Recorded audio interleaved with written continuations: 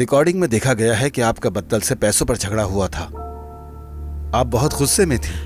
जी हाँ, मैं गुस्से में थी उस वक्त। उसने मुझसे कहा कि मेरा शौहर अभी तक उस औरत सवेरा के साथ है। हाँ, मैंने ही उसे बुलाया यहाँ से सवेरा को ले जाने के लिए।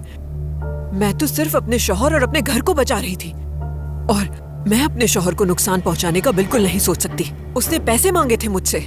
आप अपने शौहर से नाराज नहीं हुई? नहीं, मेरा मतलब है मैं नाराज थी उससे बिल्कुल, लेकिन उजैर साहब को नुकसान पहुँचाने का ख्याल कभी जहन में नहीं आया। दरअसल वो इंसान उजैर साहब को नुकसान पहुंचाना चाहता था। उसने मुझसे पैसे तक मांगे थे। लेकिन बद्दल ऐसा बिल्कुल नहीं कहता।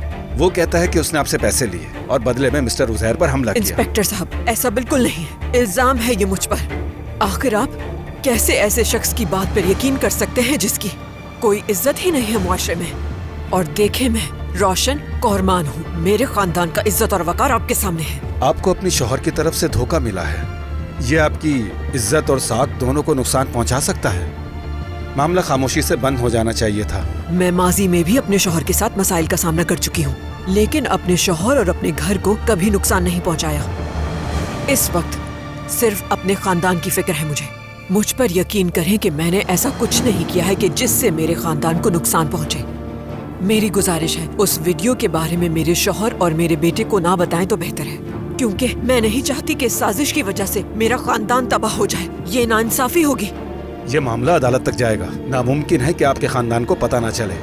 हम इसे ज्यादा दिन छुपा नहीं सकते। बहुत गलत कर रहे हैं। मेरा इस सब में कोई कसूर नहीं है। अच्छा ठीक है, आप मेरे वकील को बुलाएं फौरन। उसके बगैर मैं अब किसी से बात नहीं करूंगी। हमें अब आपसे बात नहीं करनी। जो कहना है अदालत में कहिएगा। मैं एक टेलीफोन कॉल करना चाहती हूँ। इतना तो हक है ना मेरा। कोई कत्ल नहीं किया है मैंने। किसको फोन करेंगी आप?